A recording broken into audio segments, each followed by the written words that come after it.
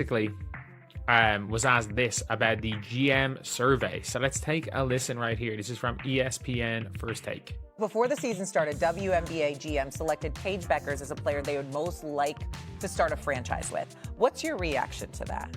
Well, all those GMs probably going to get fired because this is a money business, and the money is about Caitlin Clark, who is the player who has made, never in the history of the WNBA have we had a player force teams to get into larger arenas. I've never seen that happen. And so if you're the GM, you're obviously supposed to be bringing in money. That's revenue. Right. I'm going with Caitlin Clark. What you think, Steve? Coach, I've been saying it's Caitlin Clark. Rise the tide lift. Lisa Leslie looked straight into the camera and delivered a statement that sent shockwaves through the sports world. She didn't just disagree with the league's top decision makers. She went as far as calling for their jobs. The message was unmistakably clear. If you aren't building your entire system around Caitlin Clark, you are failing at your job. It wasn't simply a critique. It was a direct challenge to the status quo that has shaped the WNBA for decades.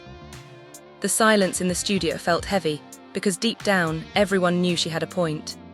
History of the WNBA have we had a player force teams to get into larger arenas.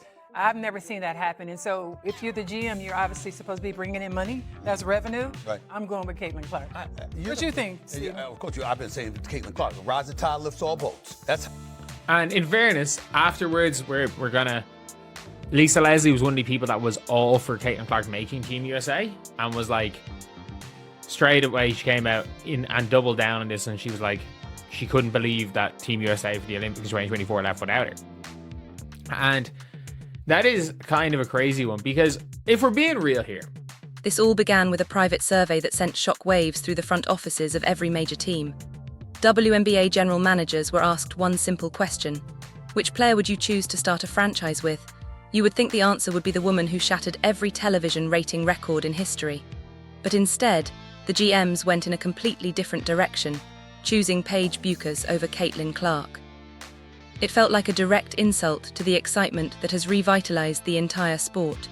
Kind of a crazy one, because if we're being real here,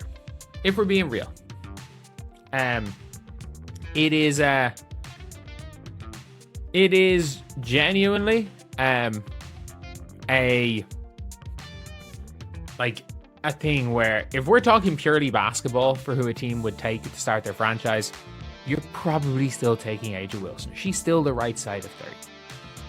You're still probably taking A'ja Wilson. But at the same time, if you're going to not vote Caitlin Clark, it can't just be for basketball reasons. Because again, there's not enough an age gap. When Lisa Leslie saw those results, she didn't hold back. She went on national television and said that any GM who didn't pick Clark should be fired immediately. In her view, this isn't just about who has the better jump shot or who plays better defense.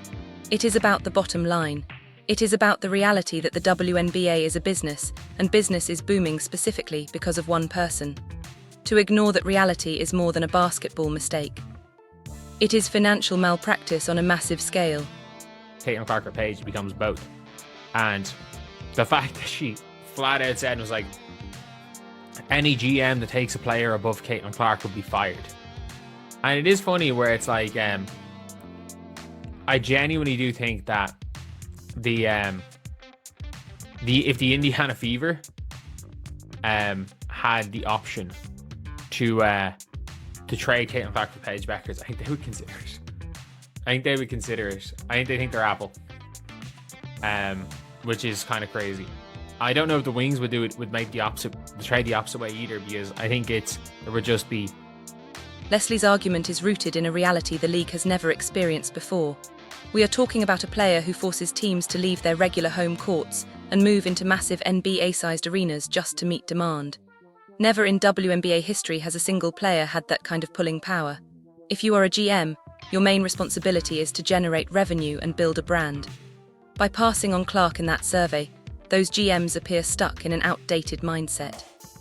Crazy to see a all-time great go on TV and basically as good as say, if a GM took another player above Caitlin Clark, they should all be fired. Everyone who didn't vote for Caitlin Clark should be fired, which is very kind of mad statement to make, but still, don't think she's wrong.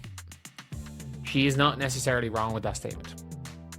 But yeah, it is just such an interesting one, because clearly the hype is not what it was. Clearly. But this isn't just about what the GMs think. It is about how the legends of the game are reacting to this new hierarchy. Diana Taurasi has been the face of the league for 20 years, and the tension is impossible to ignore. When veterans hear that the entire business model should shift toward a rookie, it creates a rift that feels like it could shake the locker rooms. The anger isn't only about money. It is about the perceived disrespect toward the legends who built the foundation Clark now stands on.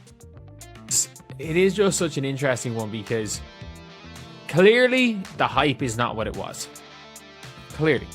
The LA Sparks didn't open the upper bowl yesterday for an Indiana Fever away game. I cannot stress that enough. It's not like teams back in the day would, like, every game would be a sellout if Caitlin Clark played. It wasn't a sellout, and they didn't open the upper bowl. They didn't even sell out the lower bowl. But that is LA. Like, they genuinely have. This controversy actually traces back to the shocking decision to leave Caitlin Clark off the 2024 Olympic roster. That move was the first clear sign that the establishment was trying to push back against the growing hype. Lisa Leslie was one of the loudest voices condemning that decision, calling it an unbelievable mistake. She argued that you cannot grow the game by keeping its biggest star out of the world's biggest sporting stage. It felt like a coordinated effort to keep Clark in her place. Brought up because Lisa Leslie's on the show to announce she's getting a statue outside crypto, which, again, congratulations to Lisa Leslie. But yeah, it is a big statement to be made, and look, she's not wrong. She's not wrong. Like, a lot, and I mean a lot of players would lose, or a lot of GMGs would lose their job if they trade Caitlin for anything. And there might be, it would take maybe another year or two for the hype, if the hype completely goes.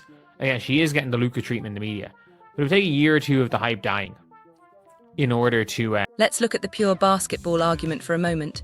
Some GMs argue that if you are looking strictly at on-court potential, Paige Bueckers is the safer choice to lead a franchise over the next decade. She is younger, her game is highly polished, and she doesn't come with the massive media storm that follows Clark everywhere. But as Leslie pointed out, purity doesn't pay the bills. You can have the most fundamentally sound team in the world, but if nobody is buying tickets, do you even have a franchise? For Caitlin to fully become a tradable asset. But no, she's not at that stage yet. You cannot, if you're a GM, you cannot pick anyone other than Caitlin Clark. If you're looking to pick one of the top, or you have a first pick of an all-time draft. Again, purely basketball involved.